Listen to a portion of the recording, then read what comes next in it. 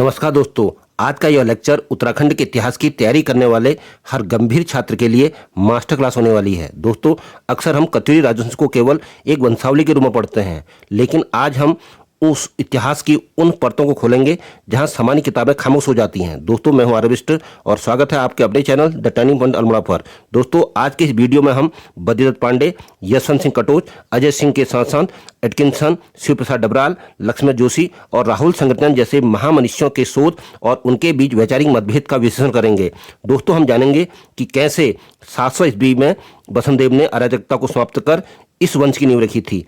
दोस्तों, अगर आप यूकेपीएससी या यूकेट्रिपल की तैयारी कर रहे हैं तो यह वीडियो आपके भविष्य का आधार होने वाला है। तो दोस्तों, अब प्रश्न आता है कि कार्तिकपुर या कत्यूरी राजवंश का वास्तविक संस्थापक कौन था, बसंतदेव या दोस्तों वासुदेव। दोस्तों, प्रश्न है कार्तिकपुर और कत्यूरी राजवंश का वास्तविक संस्थापक कौन था। क्या इस राजवंश की स्थापना बसंतदेव ने की थी या फिर वासुदेव ने इसके वास्तविक संस्थापक थे। दोस्तों, सबसे महत्वपूर्ण प्राथमिक स्रोत है बागेश्वर शिलालेख, और दोस्तों इसी शिलालेख में हमें कार्तिक राजवंश की प्रारंभिक वंशावली प्राप्त होती है। दोस्तों, बागेश्वर शिलालेख के अनुसार इस वंश का पहला ऐतिहासिक शासक बसंतदेव था, और दोस्तों यही कारण है कि डॉक्टर शिव प्रसाद डबराल, बद्रीदत्त पांडे, लक्ष्मण जोशी और अधिकांश आधुनिक इतिहासकार बसंतदेव को कार्तिक राजवंश का प्रथम ऐतिहासिक संस्थापक मानते हैं। तो दोस्तों, अब प्रश्न उठता है, फिर वासुदेव का नाम कहाँ से आया। इसका उत्तर हमें मिलता है दोस्तों ब्रिटिश इतिहासकार E.T. एटकिंसन की एक प्रसिद्ध किताब है दोस्तों द हिमालय गजेटियर में। तो दोस्तों, एटकिंसन ने जोशीमठ से एक प्रसिद्ध प्राचीन मंदिर में उत्कीर्ण शब्द, एक शब्द उत्कीर्ण था दोस्तों वहां पर मंदिर में शिलालेख में, जिसमें लिखा था श्री वासुदेव गिरिराज चक्र चूड़ामणि का उल्लेख किया है दोस्तों। तो इसी पर दोस्तों एटकिंसन ने अनुमान लगाया है कि यह वासुदेव संभवतः कत्यूरी राजवंश का प्रारंभिक शासक रहा होगा, और दोस्तों इसी आधार पर उन्होंने वासुदेव को कत्यूरी वंश का संस्थापक माना। और दोस्तों, अभिलेखी साक्ष्यों के आधार पर बसंतदेव को प्रथम ऐतिहासिक शासक माना जाता है, जबकि वासुदेव को संस्थापक मानने का मत है मुख्यतः E.T. एटकिंसन की व्याख्या पर ही आधारित है दोस्तों कार्तिकपुर राजवंश का लगभग 300 वर्षों तक शासन रहा, और इस संपूर्ण काल में दोस्तों कुल 14 शासकों ने, दोस्तों यहाँ पर देख रहे हैं, कुल 14 शासकों ने शासन किया है। जैसे इसमें प्रथम परिवार में दोस्तों आप देखेंगे संस्थापक हैं बसंतदेव, पहले शासक इसमें आए हैं बसंतदेव। उसके बाद दोस्तों बागेश्वर शिलालेख में नाम मिट चुका है, काफ़ी हालत जीर्ण शीर्ण है, बागेश्वर शिलालेख की हालत अब समाप्त प्राय की हो रही है। तीसरा है खरपरदेव और चौथा है कल्याण राजदेव, पांचवा है दोस्तों त्रिभुवन राजदेव। फिर दूसरा परिवार आ जाता है दोस्तों कार्तिक राजवंश में, इसके संस्थापक निम्बर हैं, और उसके बाद उनके बेटे इष्टिगण देव आते हैं, फिर ललितसुर देव आते हैं, और 9वें नंबर पर भूदेव आते हैं। फिर दोस्तों तीसरा परिवार शुरू हो जाता है, उसके संस्थापक सलवदेती हैं, तो 10वें नंबर पर सलवदेती हो गए। 11वें नंबर पर दोस्तों इच्छड़देव हो गए। इच्छड़देव, कहीं पर इच्छड़देव लिखा हुआ मिलेगा दोस्तों आपको, ऐसी देशड़देव या देशरदेव, ये आपको साउंड अलग अलग मिल सकती है दोस्तों, देशरदेव या देशरदेव, पद्मड़देव, ठीक है, या पद्मदेव, आपको ऐसा नाम मिलेगा। 14वां शासक जो अंतिम शासक रहे जो कार्तिक राजवंश में, वो थे दोस्तों सुमिक्ष राजदेव। तो दोस्तों इन 14 शासकों ने कुल मिला के कहाँ शासन किया, 14 शासकों का उल्लेख हमें मिलता है कि कार्तिक राजवंश में लगभग 300 वर्षों में कुल कार्तिक राजवंश ने 14 शासकों ने दोस्तों यहाँ पर शासन किया है। और ये कितने परिवार हैं दोस्तों, 3 परिवार हैं। और दोस्तों पहला परिवार है जिन्होंने कार्तिक राजवंश की नींव रखी, उनका नाम क्या है, संस्थापक है बसंतदेव। तो दोस्तों पहले शासक कौन है, बसंतदेव। अब दूसरा शासक दोस्तों यहाँ पर अज्ञात हो गया क्योंकि शिलालेख में उनका नाम मिट चुका था, पढ़ने में नहीं आया, काफ़ी ध्वस्त हालत में शिलालेख था, बहुत समय बाद उसकी संरक्षण नहीं होने की वजह से वो नाम पढ़ा नहीं पाया, मतलब पढ़ने योग्य नहीं हो पाया, उसको रीडेबल नहीं है। इसके बाद खरपरदेव आते हैं दोस्तों, और उसके बाद दोस्तों कल्याणदेव, इसका नाम आपको कहीं पर अधिध्वज भी मिलेगा।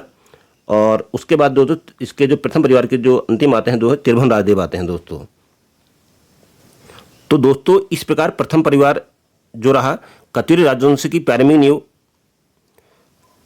जो रखी दोस्तों, उसमें संस्थापक हैं दोस्तों बसंतदेव, जिसको आप एटकिंसन साहब वासुदेव भी कहते हैं, जागरों में भी वासुदेव मिलता है। और इनकी रानी का नाम दोस्तों, बसंतदेव की रानी का नाम राजनयनी देवी था। और दोस्तों बसंतदेव की जो उपाधियाँ थी, इन्होंने परम भट्टारक, महाराजा धीराज, परमेश्वर, ये उपाधियाँ रखी थी इन्होंने। तो दोस्तों ये उपाधियां बताती हैं कि ये स्वयं को पूर्ण स्वतंत्र सम्राट मानते थे। और दोस्तों बागेश्वर अभिलेख से ज्ञात होता है कि बसंत देव की पत्नी का नाम राजनाणी देवी था। और दोस्तों बसंत देव नाथ संप्रदाय के महान गुरु मत्स्येंद्र नाथ में गहरी आस्था रखते थे। और दोस्तों कत्यूरी राजवंश के प्रारंभिक काल में नाथ परंपरा का प्रभाव स्पष्ट दिखाई देता है। बसंत देव ने दोस्तों जोशीमठ में नरसिंह मंदिर से जुड़े निर्माण कार्य कराए। और यही कारण है दोस्तों कत्यूरी काल में जोशीमठ एक प्रमुख धार्मिक और प्रशासनिक केंद्र बनकर दोस्तों उभरा। दोस्तों कांचीपुर वंश के संस्थापक जो अभिलेखों में है, जो बागेश्वर शिलालेख में, उसमें बसंत देव है। और जो जागर हैं, जनश्रुति हैं, और उसके आधार पर जो है कांचीपुर राजवंश के संस्थापक जो हैं वासुदेव हैं। ठीक है। और इनकी पत्नी का नाम राजनाणी देवी है। और इन्होंने जो उपाधि धारण करी थी दोस्तों परम भट्टारक, महाराजा धीराज और परमेश्वर। और धार्मिक आस्था इनकी मत्स्येंद्र नाथ पर थी। और इन्होंने जो है बसंत देव ने जोशीमठ का नरसिंह मंदिर का निर्माण कार्य कराया। और दोस्तों बसंत देव और वासुदेव दोनों को एक मानने वाले जो व्यक्ति हैं वो एटकिंसन हैं। वो कहते हैं कि बसंत देव और वासुदेव एक ही व्यक्ति का नाम है। और राहुल सांकृत्यायन भी इसी मत का समर्थन करते हैं कि बसंत देव और वासुदेव एक ही व्यक्ति हैं दोस्तों। तो दोस्तों राजा वासुदेव ने श्री वासुदेव गिरिराज चक्र चूड़ामणि जैसी गौरवशाली उपाधियां धारण की थी। और जिसमें श्री का अर्थ दोस्तों होता है शुभ या पूजनीय या सम्मानीय, आप जानते ही हैं। और वासुदेव जिन्हें जनश्रुतियों में कत्यूरी राजवंश का संस्थापक माना गया है दोस्तों। और इसमें जो शब्द आता है दोस्तों इनके नाम गिरिराज। तो गिरिराज का दोस्तों आप जानते हैं गिरि में पर्वत होता है दोस्तों, गिरिराज यानी कि पर्वतों का राजा। तो दोस्तों यहाँ संकेत है कि वो हिमालय प्रदेशों के महान अधिपति थे। और दोस्तों इसके बाद शब्द आता है चक्र। दोस्तों प्राचीन काल में चक्र केवल पहिए का नाम नहीं था, बल्कि चक्रवर्ती सम्राट की सार्वभौमिक सत्ता का प्रतीक भी माना जाता है दोस्तों। और दोस्तों अंत में चूड़ामणि शब्द मिलता है उनकी उपाधि में। तो चूड़ामणि का अर्थ होता है मुकुट का सबसे अनमोल रत्न, अर्थात सबसे श्रेष्ठ, सबसे उत्कृष्ट। अर्थात अब पूरी लाइन का अर्थ हो दोस्तों हो गया महान सम्राट श्री वासुदेव जो परती राजाओं में सर्वश्रेष्ठ चक्रवर्ती राजा के या सत्ता के मुकुटधारी हैं। तो दोस्तों बागेश्वर अभिलेख से पता चलता है कि राजा बसंत देव ने सोनेश्वर मंदिर को भूमि दान किया था। और दोस्तों ये बागेश्वर में किया होगा। इतिहासकारों के अनुसार यह मंदिर प्राचीन कांचीपुर राज्य के बागेश्वर क्षेत्र में स्थित था। और दोस्तों इसका उल्लेख बागेश्वर अभिलेख में मिलता है। और दोस्तों इसी अभिलेख के आधार पर हमें बसंत देव द्वारा दिए गए भूमि दान की जानकारी दोस्तों प्राप्त होती है। तो दोस्तों परीक्षा के लिए महत्वपूर्ण प्रश्न है कि वासुदेव ने किस मंदिर को भूमि दान दी थी। तो सही आंसर है दोस्तों सोनेश्वर मंदिर। और दोस्तों इसका उल्लेख किस स्रोत में मिलता है, तो इसका उत्तर मिलता है दोस्तों बागेश्वर अभिलेख में। और दोस्तों बसंत देव के बाद उसका पुत्र शासक बना। लेकिन इससे पहले इनकी वंशावली को जानने से पहले हमारे दिमाग में कुछ प्रश्न उठ रहे हैं दोस्तों। अब दोस्तों दिमाग में प्रश्न यह उठ रहा है कि आखिर यह बसंत देव कौन था, इसकी जाति पहचान क्या थी, इसका मूल निवास कहाँ था। दोस्तों क्या यह बाहरी शासक था या स्थापित हिमालयी शक्ति यहीं का कोई राजा था। तो दोस्तों यहीं से शुरू होती है कत्यूरियों की उत्पत्ति की सबसे बड़ी बहस। तो दोस्तों यदि उत्तराखंड इतिहास में सबसे अधिक विवादित प्रश्न पूछा जाए तो वह यह है कि कत्यूरियों की उत्पत्ति। तो यदि आप बद्रीनाथ पांडे की किताब को देख लीजिए, या आप राहुल सांकृत्यायन के विचार को देखिए, लक्ष्मीधर जोशी इतिहासकार के विचार को देखिए, E.T. एटकिंसन के विचार को देखिए, डॉक्टर शिव प्रसाद डबराल के विचार को देखिए, मिलिए, इनको देखिए। तो इन अभिलेखों में दोस्तों और या इनके विचारों में दोस्तों काफ़ी भिन्नता देखने को आपको मिलेगी दोस्तों। तो दोस्तों सबसे पहले बद्रीनाथ पांडे का मत जान लेते हैं कि इन्होंने अपनी प्रसिद्ध पुस्तक कुमाऊं का इतिहास में इन्होंने कत्यूरियों को सूर्यवंशी क्षत्रिय माना है दोस्तों। और दोस्तों बद्रीनाथ पांडे के अनुसार कत्यूरियों का संबंध अयोध्या के सूर्यवंशी राजाओं से था। और दोस्तों यही मत उत्तराखंड की लोक परंपराओं में भी व्यापक रूप से देखने को मिलता है। दोस्तों बद्रीनाथ पांडे के अनुसार कत्यूरियों का संबंध शालिवाहन से इन्होंने जोड़ा है। इनके अनुसार शालिवाहन वंश की शाखाएं उत्तराखंड पहुंची और आगे चलकर कत्यूरी सत्ता के रूप में विकसित हुई। तो दोस्तों ध्यान रखिए यह लोक परंपरा और वंशावली पर आधारित मत है, इसका प्रत्यक्ष अभिलेखी प्रमाण नहीं है। तो दोस्तों ये मानते हैं कि कत्यूरी लोग कहाँ से आए थे, अयोध्या से आए थे। तो दोस्तों लक्ष्मण जोशी का भी जो मत है वो भी देख लेते हैं दोस्तों। अयोध्या संबंधी सिद्धांत पर अब जो हम बात करते हैं कि लक्ष्मण जोशी इन्होंने भी कत्यूरियों का संबंध अयोध्या से जोड़ा है। तो दोस्तों लक्ष्मण जोशी के अनुसार कत्यूरी शासक उत्तर भारत के क्षेत्रीय समूहों से संबंधित थे, जो बाद में हिमालयी क्षेत्र में स्थापित हुए। तो अयोध्या संबंधी मत भी दोस्तों लक्ष्मीदत्त जोशी ने ही दिया है। अब दोस्तों राहुल सांकृत्यायन का मत जान लेते हैं कि कत्यूरी कौन थे। तो दोस्तों सकुषाण सिद्धांत इन्होंने दिया। इनका कहना है कि राहुल सांकृत्यायन का कहना है कि इन्होंने कत्यूरियों को या कार्तिक जो राजवंश है, कार्तिक राजवंश है, इनको सकुषाण मूल का माना है दोस्तों इन्होंने। और दोस्तों इनका तर्क था कि उत्तराखंड में प्राप्त कुछ सूर्य प्रतिमाओं में मध्य एशिया प्रभाव दिखाई देता है। तो दोस्तों राहुल सांकृत्यायन ने कत्यूरियों को सकुषाण परंपरा से संबंधित माना। और दोस्तों इनके अनुसार हूणों और अन्य मध्य एशियाई आगमनों के बाद सकुषाण समूह की कुछ शाखाएं हिमालयी क्षेत्रों में आकर बस गईं और इन्हीं समूह ने आगे चलकर कत्यूरी शक्ति की दोस्तों नींव रखी। और दोस्तों अपने मत के समर्थन में राहुल सांकृत्यायन लिखते हैं कि जो कत्यूरी कालीन जो मंदिर हैं उनमें प्राप्त बूढ़धारी सूर्य मंदिरों का दोस्तों उन्होंने उल्लेख किया है। दोस्तों उनका मानना है कि ऐसी प्रतिमाओं में मध्य एशियाई प्रभाव दिखाई देता है। तो सकुषाण सिद्धांत देने वाले व्यक्ति कौन कौन विद्वान हैं दोस्तों? राहुल सांकृत्यायन है। इनका नाम हमने हिंदी साहित्य गुरु में भी सुना जरूर होगा दोस्तों। उसके बाद दोस्तों एटकिंसन का हम मत जानते हैं, वे कत्यूरों की उत्पत्ति के संबंध में क्या मत देते हैं।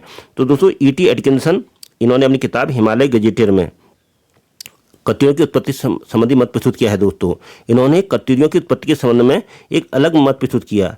इन्होंने कत्यूरियों का संबंध खास अथवा उत्तर पश्चिमी हिमालयी समुदायों से जोड़ा और इन्हें काबुल की केटार जाति का दोस्तों मानते हैं। और दोस्तों एटकिंसन के अनुसार कत्यूरी शक्ति का विकास स्थानीय हिमालय समाज से हुआ। इन्होंने कत्यूरियों को किसी बाह्य राजपूत के बजाय हिमालयी राजनीतिक शक्ति के रूप में देखा। तो दोस्तों इनका मानना है कि केटार या काबुल और हिमालय की ढालों में रहने वाली यह एक युद्धजीवी जाति थी और यही आगे चलकर दोस्तों कत्यूरी कहलाए। तो ये सिद्धांत दिया था दोस्तों एटकिंसन का ये मत है। अब दोस्तों हम जान लेते हैं शिव प्रसाद डबराल का मत। तो इन्होंने भी दोस्तों खस सिद्धांत दिया था। तो दोस्तों शिव प्रसाद डबराल ने भी कत्यूरियों को खस समुदाय से संबंधित माना। और दोस्तों इन्होंने तर्क दिया कि कत्यूरियों का उदय स्थानीय हिमालयी समाज से हुआ है। डबराल के अनुसार कत्यूरियों और खसों की समाजी स्थिति और भौगोलिक क्षेत्र और राजनीतिक गतिविधियों में कई समानताएं दिखाई देती हैं। दोस्तों इन्होंने बंगाल के पाल अभिलेखों सहित विभिन्न स्रोतों का उपयोग करते हुए खस सिद्धांत को मजबूत करने का दोस्तों शिव प्रसाद डबराल जी ने किया है। तो दोस्तों खस सिद्धांत देने वाले कौन है? शिव प्रसाद डबराल हैं। तो दोस्तों कत्यूरी वास्तव में स्थानीय खस थे। इनका कहना है इन्होंने दीर्घकाल तक उत्तराखंड में शासन किया।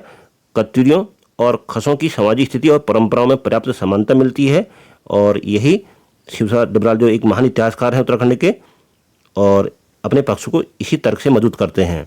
अब दोस्तों एक और इतिहासकार हैं जिन्होंने कुलिंद उत्तराधिकारी मत दिया है। उनका नाम है पावेल प्राइस। 1930 में इन्होंने कार्तिपुरी राजाओं को कुलिंद शासकों से जोड़ा। तो इन्होंने कहा दोस्तों कर्तपुर और कार्तिपुरी राजाओं की प्राचीन कुलिंद राज्यों के अवशेष माना कि ये उन्हीं के वंशज हैं, कुलिंदों के ही वंशज हैं। ये मत देने वाले कौन है दोस्तों? पावेल प्राइस हैं। उन्होंने 1930 में मत दिया था। और दोस्तों इनके अनुसार कत्यूरी प्राचीन कुलिंदों की एक शाखा थी और कुछ आधुनिक इतिहासकारों के अनुसार 700 ईस्वी से 1000 ईस्वी तक इनकी राजधानी कार्तिपुर रही। बाद में वैजनाथ क्षेत्र की कत्यूर घाटी में बसने के कारण ये कत्यूरी कहलाए। और दोस्तों इस मत में कत्यूरी को जाति नहीं बल्कि भौगोलिक नाम से जाना जाता है। अब दोस्तों दिमाग में प्रश्न आता है कि कार्तिपुर क्या था, जो इनसे राजधानी से संबंधित दोस्तों है कि कार्तिकपुर क्या था, राजवंश का नाम था या राजधानी का नाम। दोस्तों अभिलेखों में इस राजवंश का नाम कत्यूरी नहीं मिलता। अभिलेखों में केवल राजधानी का नाम मिलता है कार्तिकेयपुर। और दोस्तों इसी कारण आधुनिक इतिहासकारों ने इस राजवंश को कार्तिपुर राजवंश का नाम दिया। तो दोस्तों याद रखिए कार्तिपुर मूलतः राजधानी का नाम था, राजवंश का नाम नहीं। अभिलेखों में राजवंश का नाम नहीं मिलता, कार्तिकेयपुर राजधानी का नाम मिलता है। अब प्रश्न उठता है दोस्तों कार्तिकपुर स्थित कहाँ था? अधिकांश इतिहासकार दोस्तों मानते हैं कि ये वर्तमान जोशीमठ क्षेत्र के निकट का क्षेत्र इसको मानते हैं। डॉक्टर शिव प्रसाद डबराल, अजय रावत, यशवंत सिंह कटोच तथा अभिलेखों से ज्ञात होता है कि इनकी प्रारंभिक राजधानी अलकनंदा घाटी थी। दोस्तों अधिकांश विद्वान इसे जोशीमठ के आसपास का क्षेत्र मानते हैं। हालांकि कुछ विद्वानों ने इसके सटीक स्थान को लेकर दोस्तों अलग अलग मत भी व्यक्त किए हैं। दोस्तों, कार्तिक नाम का संबंध भगवान शिव के पुत्र भगवान कार्तिकेय से भी जोड़ा जाता है। संभवतः इस क्षेत्र में कार्तिकेय उपासक अथवा संबंधित कोई धार्मिक परंपरा विद्यमान थी और दोस्तों इसी कारण इस राज्य का नाम कार्तिकेय पड़ा। हालांकि दोस्तों इस विषय पर इतिहासकारों में पूर्ण सहमति नहीं है। दोस्तों कत्यूरी राजवंश की कहानी वास्तव में वसुदेव से नहीं बल्कि हर्षवर्धन की मृत्यु से शुरू होती है। दोस्तों ध्यान रखिए, यूकेपीएससी और यूकेपीएससी अब सीधे प्रश्न कम पूछता है, वो अभिलेख, उपाधि, निर्माण, कार्य, दान, वंशावली और स्रोत पर आधारित प्रश्न पूछता है। लेकिन इन सभी प्रश्नों का उत्तर समझने से पहले हमें उस समय की राजनीतिक स्थिति भी समझनी होगी कि कत्यूरी राजवंश का उदय कैसे हुआ। तो दोस्तों अब हम जानेंगे कि कत्यूरी राजवंश का उदय कैसे हुआ, क्योंकि जब तक उत्तर भारत में सत्ता का शून्य नहीं बना तब तक कार्तिकपुर का जन्म नहीं हो सकता था। दोस्तों साल था 647 ईस्वी। भारत के एक महान सम्राट हर्षवर्धन की मृत्यु हो जाती है दोस्तों, और उसके साथ समाप्त हो जाता है उत्तर भारत का एक विशाल साम्राज्य। तो दोस्तों उसके बाद क्या हुआ? राजनीतिक अराजकता, सत्ता के लिए संघर्ष, कन्नौज पर अधिकार की होड़ और नई नई शक्तियों का उदय। और दोस्तों कश्मीर में ललितादित्य मुक्तापीड़, कन्नौज में यशोवर्मन और हिमालयी क्षेत्रों में स्थानीय शक्तियों का जो उत्थान हुआ दोस्तों, उसी ने कार्तिकपुरी राजवंश की दोस्तों नींव रखी। दोस्तों अब हम बात करेंगे कि एक्चुअली वसुदेव राजा बने कैसे। तो दोस्तों उत्तर भारत में सबसे प्रभावशाली शासक बनकर उस समय उभरे थे दोस्तों हर्षवर्धन की मृत्यु के बाद यशोवर्मन। यशोवर्मन ने कन्नौज को पुनः शक्तिशाली बनाने का प्रयास किया। उसकी शक्ति का प्रभाव गंगा यमुना क्षेत्र से लेकर हिमालयी क्षेत्रों तक माना जाता है। और दोस्तों कुछ इतिहासकारों का मत है कि वसुदेव प्रारंभ में यशोवर्मन के सामंत रहे होंगे और इसी समय उत्तर भारत में एक और महान शक्ति उभर रही थी दोस्तों, कश्मीर का प्रसिद्ध सम्राट और दोस्तों ललितादित्य मुक्तापीड़। और इसका स्रोत है दोस्तों जो बुक है राजतरंगिणी और इसके लेखक हैं दोस्तों कलहण। तो दोस्तों ललितादित्य कारकोट वंश का सबसे शक्तिशाली शासक था। उसने मध्य एशिया, पंजाब, कन्नौज और हिमालयी क्षेत्रों तक अपने प्रभाव का विस्तार किया और यहीं से दोस्तों कार्तिकपुर का संबंध कश्मीर की राजनीति से जुड़ जाता है। दोस्तों कलहण की राजतरंगिणी के अनुसार ललितादित्य और यशोवर्मन दोनों उत्तर भारत की प्रमुख शक्तियां थीं। प्रारंभ में दोनों के संबंध मैत्रीपूर्ण थे, लेकिन बाद में दोनों के बीच संघर्ष हुआ। अंततः दोस्तों ललितादित्य की विजय बताई गई है और यशोवर्मन की शक्ति कमजोर पड़ गई और इसी राजनीतिक परिवर्तन का प्रभाव हिमालयी राज्यों पर भी दोस्तों पड़ा। और दोस्तों यहीं से वसुदेव के स्वतंत्र उदय की पृष्ठभूमि तैयार होती है।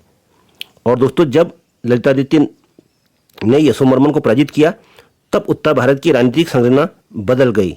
कन्नौज की शक्ति कमजोर हुई, हिमालयी क्षेत्रों पर कन्नौज का प्रभाव घटने लगा और उसी समय स्थानीय शक्तियों को उभरने का दोस्तों एक मौका मिला। और दोस्तों इतिहासकारों का मत है और इन्हीं परिस्थितियों ने दोस्तों कार्तिक राज्य का उदय हुआ।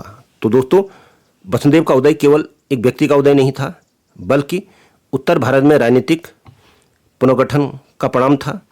तो दोस्तों एक बार याद कर लीजिए कि पहले हर्षवर्धन की मृत्यु होती है, उसके बाद यशोवर्मन का उदय होता है, ललितादित्य की मुक्तापीड़ की विजय होती है और हिमालयी शक्ति संतुलन में परिवर्तन आता है और उसके बाद दोस्तों कार्तिकपुर राज्य का दोस्तों उदय होता है।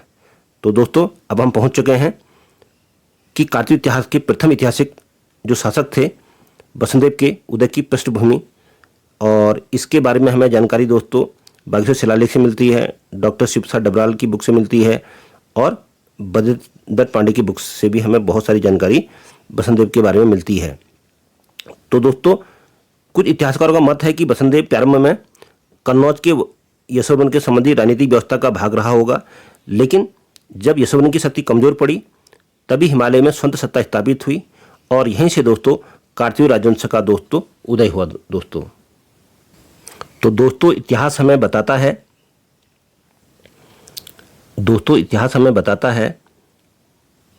कि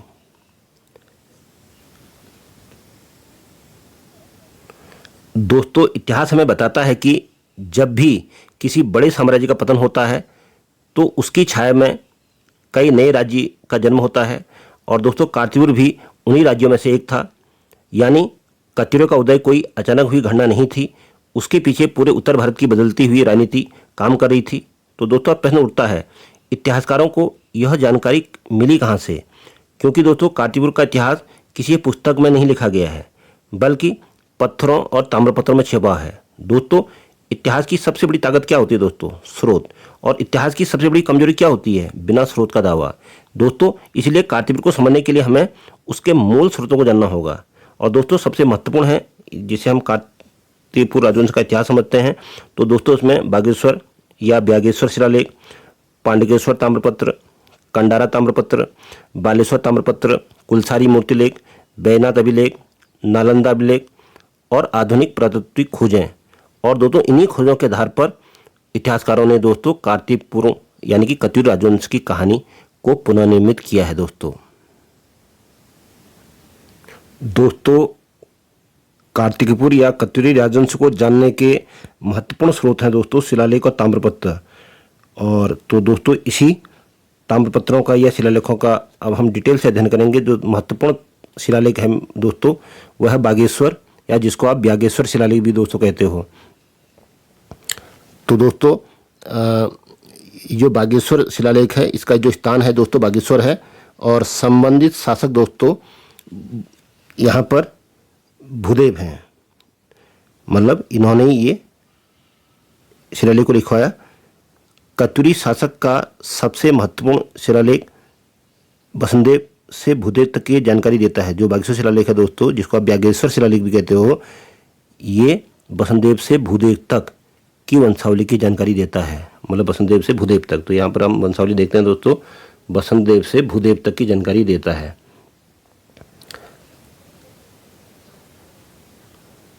तो यहाँ पर दोस्तों हम ये देखिए, तो बसंदेव से भूदेव तक, बसंदेव का और उसके बसंदेव के बेटे का नाम यहाँ मिट चुका है। खरपरदेव की जानकारी आपको मिल जाएगी। ब्यागेश्वर शिलालेख में कल्याण राज की जानकारी, निम्बर, इष्टगणदेव, ललितसुरदेव, भूदेव, इन सब की जानकारी दोस्तों आपको बागेश्वर शिलालेख में मिलती है। दोस्तों प्रथम और द्वितीय अभिलेख, ये प्रथम परिवार या दूसरे परिवार का ये मुख्य स्रोत है। प्रथम परिवार और दूसरे परिवार को जानने का जो बागेश्वर शिलालेख है दोस्तों, ये बहुत ही महत्वपूर्ण स्रोत है। और दोस्तों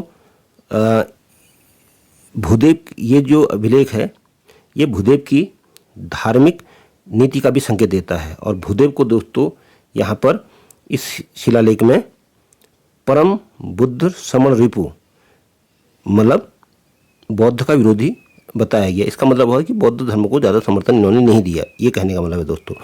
भूदेव को ब्राह्मण धर्म का संरक्षक दोस्तों बताया गया है बागेश्वर या बागेश्वर शिलालेख में।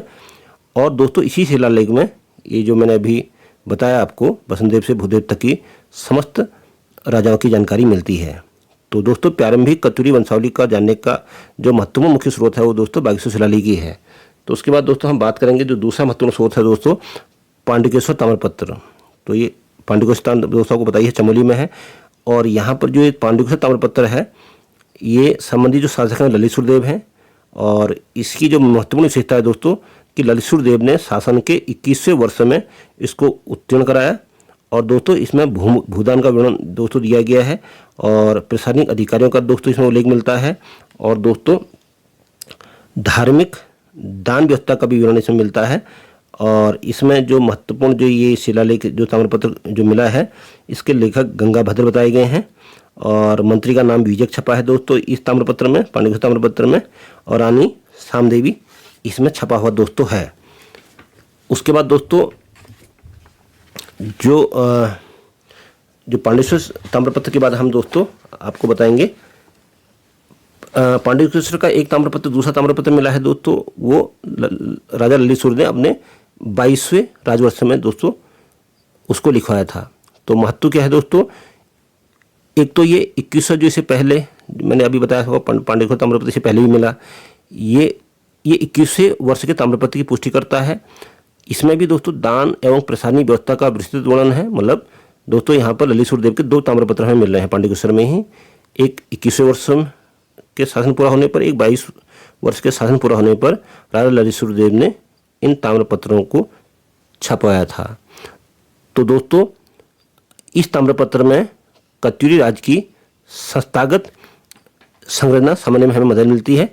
और 21वें और 22वें वर्ष के ताम्रपत्र जो हैं, जो पांडिकेश्वर मिले हैं, ललित देव के हैं। उसके बाद दोस्तों ये जो कंडारा वाला ताम्रपत्र है दोस्तों, ये भी ललित देव का ही से संबंधित है। तो दोस्तों ललित देव के शासन का अतिरिक्त प्रमाण और धार्मिक दान, प्रशासनिक व्यवस्था की जानकारी दोस्तों इस कंडारा ताम्रपत्र में दोस्तों मिलती है। और दोस्तों पांडिकेश्वर ताम्रपत्र की ये पुष्टि भी करता है। और कंडारा ताम्रपत्र का जो संबंध है दोस्तों, ये ललित देव से संबंधित है। उसके बाद दोस्तों बालेश्वर जो चंपावत है, वहाँ से हमें जो है ताम्रपत्र मिला है, वो देशड़ देव से संबंधित है। और बालेश्वर मंदिर का है दोस्तों, चंपावत में है। और वहाँ पर जो शासक का नाम बालेश्वर ताम्रपत्र है, वो देशड़ देव का नाम आया है। और कार्तिकपुर का यहाँ पर जो है देशड़ देव के मुख्य अभिलेख और कार्तिकपुर का यहाँ पर उल्लेख है। और इसमें दानशीलता और लोक कल्याण का वर्णन इस बालेश्वर ताम्रपत्र में है दोस्तों। इसमें देशड़ देव को दोस्तों स्वर्णदाता, दीन दुखियों का रक्षक, प्रजा का मसीहा और दोस्तों स्वर्णदाता बताया गया है देशड़ देव को। और साथ में यहाँ पर वंशावली भी दी गई है। जो तीसरा परिवार है दोस्तों, सर्वादित्य, इच्छड़ देव, देशड़ देव, ठीक है। तो दोस्तों देशड़ देव का जो मुख्य स्रोत है दोस्तों, वह है बालेश्वर ताम्रपत्र। तो इसको आप याद रखिए दोस्तों, परीक्षा के लिए ये बहुत ही महत्वपूर्ण है दोस्तों। उसके बाद दोस्तों हम बात करेंगे बालेश्वर ताम्रपत्र एक और मिला है, द्वितीय है दोस्तों। 2 ताम्रपत्र बालेश्वर से मिले हैं। जो दूसरा वाला जो ताम्रपत्र है दोस्तों, पद्मड़ देव का है। इसमें पद्मड़ देव की दानशीलता की बात कही गई है दोस्तों। और पद्मड़ देव की तुलना की गई है दोस्तों, यहाँ महाबली से की गई है, इसमें महर्षि दधीजी से इसमें की गई है, कर्ण से उसकी तुलना पद्मड़ देव से की गई है, और विक्रमादित्य से भी तुलना पद्मड़ देव की इस बालेश्वर ताम्रपत्र में की गई है। तो दोस्तों इंपॉर्टेंट फैक्टर है यूकेपीएससी और यूकेटीसी के लिए, कर्ण, दधीची, महाबली, विक्रमादित्य से जो तुलना जो है ये बालेश्वर ताम्रपत्र में किससे की गई दोस्तों, पद्मड़ देव से इनकी तुलना की गई है। उसके बाद दोस्तों पांडिकेश्वर में ही एक ताम्रपत्र और मिला है पद्मड़ देव का। ये संबंधित शासक पद्मड़ देव ही है दोस्तों। इसमें बताया बद्रीनाथ के भूमिदान का उल्लेख मिलता है दोस्तों। जो पद्मड़ देव वाला ताम्रपत्र है पांडिकेश्वर में, उसमें बद्रीनाथ को भूमिदान दी होगी। तो इसका मतलब पद्मड़ देव ने ही बद्रीनाथ को भूमिदान दी होगी, इसमें इस बात का जिक्र है दोस्तों। और वैष्णव प्रभाव भी इस ताम्रपत्र में दिखाई देता है। और इसका मतलब दोस्तों बद्रीनाथ को जो भूमिदान दी थी वो पद्मड़ देव ने की दी थी। उसके बाद दोस्तों पांडिकेश्वर एक ताम्रपत्र और मिला है, लेकिन वो सुभिक्ष राज का है। इसमें सुभिक्षपुर का प्रथम उल्लेख किया गया है कि सुभिक्षपुर में सुभिक्ष राज ने वहीं पर अलंदा घाटी के आसपास ही कहीं पर सुभिक्षपुर का दोस्तों उल्लेख किया है कि जो इसने बसाया था सुभिक्ष राज ने। और ये जो है उत्तरकालीन राजनीतिक परिवर्तन का संकेत देता है। और दोस्तों परीक्षा के लिए बहुत इंपॉर्टेंट फैक्ट है दोस्तों। और सुभिक्षपुर का जो प्रथम उल्लेख जो दोस्तों इस ताम्रपत्र में है, जो पांडिकेश्वर ताम्रपत्र जो सुभिक्ष राज से संबंधित है, उसमें सुभिक्षपुर का जो है उल्लेख किया गया है और वो सुभिक्ष राज का है दोस्तों। उसके अलावा दोस्तों एक मूर्तिलेख मिला है जिसको कुलसारी मूर्तिलेख कहते हैं। ये संबंधित शासक इससे कौन है दोस्तों, जतवाल देव हैं दोस्तों। जो कुलसारी मूर्तिलेख मिला है दोस्तों वो किससे संबंधित है दोस्तों, जतवाल देव से संबंधित है। और इसमें दोस्तों उत्तरकालीन कत्यूरी शाखा का प्रमाण मिलता है। और दोस्तों बैद्यनाथ और कार्तिकपुर शाखा, ये बीच में कि कार्तिकपुर से राजधानी बैद्यनाथ कैसे आएगी, इस शाखा के बारे में महत्वपूर्ण जानकारी मिलती है यहाँ पर कि कार्तिकपुर से बैद्यनाथ या बागेश्वर कैसे राजधानी परिवर्तित हुई। ये कुलसारी अभिलेख इस कड़ी को जोड़ने का एक महत्वपूर्ण स्रोत है दोस्तों। और दोस्तों जो कुलसारी है नंदा देवी राज यात्रा का भी दोस्तों एक अहम पड़ाव है दोस्तों। उसके बाद दोस्तों मार्च 2024 में भी अल्मोड़ा के दाड़िमखोला से हिमालय संग्रहालय को कत्यूरी कालीन नंदी की मूर्ति दोस्तों प्राप्त हुई है। उसके अलावा दोस्तों एक विजयनाथ शिलालेख में मिला है दोस्तों। उसमें दोस्तों सुभिक्ष राज के बाद भी कुछ नरेश, देखिए विजयनाथ या बैद्यनाथ ये एक ही शब्द होगा दोस्तों, तो विजयनाथ शिलालेख, तो इसमें भी कार्तिकपुर, इसमें यह कहा गया है कि सुभिक्ष राज के बाद भी कुछ नरेश जब राजधानी परिवर्तित हुई, कहा जाता है कि सुभिक्ष राज के पुत्र नरसिंह देव ने संभवतः राजधानी परिवर्तित की होगी। लेकिन दोस्तों इस बारे में इतिहासकार एक मत नहीं है। मतलब सुभिक्ष राज के किसी वंशज ने या सुभिक्ष राज के पुत्र नरसिंह देव ने ही राजधानी जो है कार्तिकपुर से दोस्तों बैद्यनाथ या बागेश्वर दोस्तों स्थानांतरित की होगी, ऐसा अनुमान दोस्तों लगाया जाता है। और जो विजयनाथ शिलालेख है उसमें बताया गया है दोस्तों कि भले ही राजधानी बागेश्वर आ गई थी, लेकिन उसके बाद भी कार्तिपुर में कुछ कत्यूरी शासक या जो कार्तिपुर शासक है वो शासन करते रहे, जिसका उल्लेख दोस्तों विजयनाथ शिलालेख में मिलता है। और दोस्तों इसमें लखनपाल देव, इंद्रपाल देव और त्रिभुवनपाल देव इनका नाम दोस्तों मिलता है। और दोस्तों राजधानी गोमती घाटी क्षेत्र में कैसे स्थानांतरित हुई, इसका लिंक इस विजयनाथ शिलालेख में दोस्तों मिलता है। तो दोस्तों कार्तिपुर राजवंश के इतिहास को जानने का जो महत्वपूर्ण स्रोत है हमारे पास, जो एक तो बागेश्वर शिलालेख भी हमने पढ़ा, पांड्यकुशा ताम्रपत्र है, कंडारा ताम्रपत्र है, बालेश्वर ताम्रपत्र है और बैनाथ अभिलेख हैं, कुलसारी मूर्तिलेख जैसे जो है प्रमाणिक अभिलेखी स्रोत पर दोस्तों जो है कार्तिपुर और कत्यूरी का जो है इतिहास लिखा गया है। दोस्तों अब हम कार्तिकेयपुर राजवंश के 14 शासक और 3 परिवार के बारे में दोस्तों विस्तार से पढ़ेंगे। दोस्तों कार्तिकेय राजवंश के जो संस्थापक हैं वो बसंतदेव थे, इसके बारे में मैं जिक्र पहले ही कर चुका हूं दोस्तों। उसके बाद दोस्तों बसंतदेव के बाद जो बागेश्वर अभिलेख में जो नाम है इनके बेटे, अभिलेख में उनका नाम मिट चुका है क्योंकि शिलालेख अब नष्ट प्राय जैसा भी हो गया है दोस्तों, तो ये नाम पढ़ने में आया ही नहीं। उसके बाद तीसरा नाम दोस्तों खरपरदेव का आता है। तो दोस्तों खरपरदेव कत्यूरी राजवंश का तीसरा शासक था। और दोस्तों खरपरदेव के समय जोशीमठ स्थित इसने जो नरसिंह मंदिर का निर्माण कार्य पूरा कराया था, जो बसंतदेव ने जो नरसिंह मंदिर में काम शुरू कराया था उसको खरपरदेव ने दोस्तों पूरा कराया। और दोस्तों खरपरदेव कन्नौज नरेश यशोवर्मन का क्या था दोस्तों, समकालीन था दोस्तों। उसके बाद दोस्तों इनके बेटे अगले राजा बने कल्याण राजदेव, जिनको हम दोस्तों खरपरदेव के बाद इनका पुत्र कल्याण राज शासक बना, जिसे कई जगह अधिध्वज के नाम से भी पुकारा गया है। और दोस्तों इसकी पत्नी का नाम दोस्तों लद्दा देवी था और इसके पुत्र का नाम दोस्तों त्रिभुवन राजदेव था। तो दोस्तों ये जो त्रिभुवन राज हैं ये प्रथम परिवार जो बसंतदेव का परिवार था उसका अंतिम शासक है। और दोस्तों त्रिभुवन राज ने किरातों, वहाँ पर जो स्थानीय जनजाति थी इनका अपना प्रभुत्व था, और जो शौका थे जो जनजाति थे इनका अपना वर्चस्व था, तो इनसे संघर्ष हो सकता था त्रिभुवन राज का। तो इसलिए त्रिभुवन राज ने किरातों और शौकाओं से भी संधि का वर्णन दोस्तों मिलता है। और दोस्तों बागेश्वर जो मंदिर के लिए भूमिदान इन्हीं के काल में प्रमुख घटना है दोस्तों। और इन्हीं के समय दोस्तों प्रसिद्ध बागेश्वर शिलालेख लिखवाया गया। और इसके नीचे जो आधे भाग में भूदेव ने दोस्तों उस शिलालेख को लिखा है। और मतलब ये जो बागेश्वर शिलालेख है त्रिभुवन राज और भूदेव का है। पहले त्रिभुवन राज ने लिखा और उसके नीचे अधोभाग में भूदेव ने उसको अभिलेख को पूरा किया है दोस्तों, बाद में उसको अपडेट किया है। तो दोस्तों बसंतदेव के समान त्रिभुवन राज ने भी महाराजा धीराज, परमेश्वर और परम भट्टारक की उपाधि दोस्तों धारण की थी। और दोस्तों इसी के समय में धर्मपाल का उत्तराखंड अभियान होता है, जो पाल वंश का द्वितीय महान शासक था दोस्तों। इसका शासनकाल था धर्मपाल का, ये बंगाल का राजा था दोस्तों। इसकी राजधानी गौड़ थी और इसका शासनकाल वहाँ पर था दोस्तों 770 से 810 ईस्वी के आसपास। और ये बौद्ध धर्म का दोस्तों महान संरक्षक था। और दोस्तों विक्रमशिला महाविहार की स्थापना था नालंदा विद्यालय को इसने संरक्षण दिया था धर्मपाल ने। और दोस्तों उसने आक्रमण यहाँ क्यों किया था दोस्तों, उत्तर भारत में, इधर बंगाल से यहाँ आक्रमण क्यों किया इसने, तो देखो उत्तर भारत में दोस्तों त्रिपक्षीय संघर्ष चल रहा था उस समय।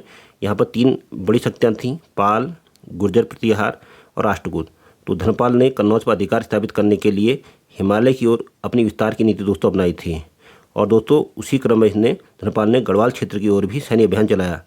और दोस्तों मुंगेर ताम्रपत्र के अनुसार इनकी सेना केदार यानी केदारनाथ तक पहुंची थी और स्थानीय शासकों ने इनकी प्रभुसत्ता स्वीकार करनी पड़ी थी। और इसका जो प्रमुख स्रोत है दोस्तों नालंदा अभिलेख है और मुंगेर ताम्रपत्र है। और पालकालीन जो अभिलेख है पालकालीन, उसमें इस बात का दोस्तों वर्णन मिलता है। और दोस्तों अब धर्मपाल के आक्रमण का क्या प्रभाव पड़ा, तो दोस्तों कार्तिपुर की केंद्रीय सत्ता दोस्तों कमज़ोर हुई, त्रिभुवन राजदेव की शक्ति लगभग समाप्त हो चुकी और प्रशासनिक व्यवस्था दोस्तों पूरी तरह बिखर गई और सामंतों का प्रभाव बढ़ा। और इसी समय जब धर्मपाल ने यहाँ आक्रमण किया तो इसे यहाँ पर राजनीतिक शून्यता का लाभ निम्बरदेव ने उठाया और काजीपुर के शक्तिशाली सामंत थे उस समय, और त्रिभुवन देव से सत्ता लेकर इन्होंने द्वितीय कत्यूरी यानी कि निम्बर शाखा, इन्होंने जो है निम्बर शाखा की दोस्तों स्थापना निम्बरदेव ने करी, जिसको कहीं पर निम्बर्त भी कहा गया है दोस्तों।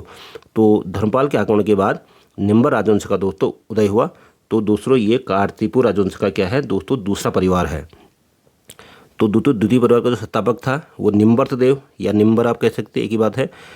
तो निम्बर्त देव कार्तिपुर राज्य में द्वितीय परिवार की शाखा के संस्थापक थे, और दोस्तों ये एक कट्टर शैव मतावलंबी थे और भगवान शिव के दोस्तों ये उपासक थे।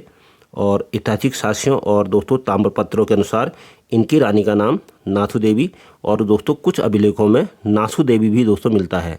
और दोस्तों निम्बर्त देव को उनके पराक्रम के कारण शत्रुहंता यानी कि शत्रुओं का नाश करने वाला ये उपाधि इनको दी गई थी। तो दोस्तों निम्बर अत्यंत दयावान, निष्कपट, परम सत्यवादी, परम उदार, अत्यंत विनम्र और सशस्त्र विद्या में बिल्कुल पारंगत था दोस्तों। इनकी प्रशंसा करते हुए प्रसिद्ध इतिहासकार एटकिंसन ने लिखा है कि ये अपने शत्रुओं को रणभूमि में इस प्रकार पराजित करते थे जिस प्रकार प्रभात काल में सूर्य के आगमन से कुहासा यानी कि कोहरा स्वतः पिघल जाता है। तो ललित सूर्यदेव दोस्तों इन्हीं के पोते हैं। निम्बर के पोते कौन है दोस्तों, ललित सूर्यदेव है। तो ललित सूर्यदेव के ताम्रपत्रों में भी निम्बर देव की दोस्तों प्रशंसा की गई है दोस्तों। तो ये परीक्षा के लिए दोस्तों बहुत ही महत्वपूर्ण फैक्ट है। और दोस्तों निम्बर देव ने राजनीतिक दूरदर्शिता का परिचय देते हुए बंगाल के शक्तिशाली शासक जो धर्मपाल थे उनके साथ महत्वपूर्ण संधि की थी, और जिससे दोस्तों उत्तराखंड की सीमाओं को बाहरी खतरों से सुरक्षित करने में दोस्तों बहुत मदद मिली। और दोस्तों ये निम्बर देव थे जिन्होंने विमानों का निर्माण किया था। दोस्तों जागेश्वर समूह में सबसे पहले पाषाण के भव्य विमानों जो गर्भगृह के ऊपर जो शिखरनुमा मंदिर ढांचे होते हैं इसी को दोस्तों विमान कहा जाता है।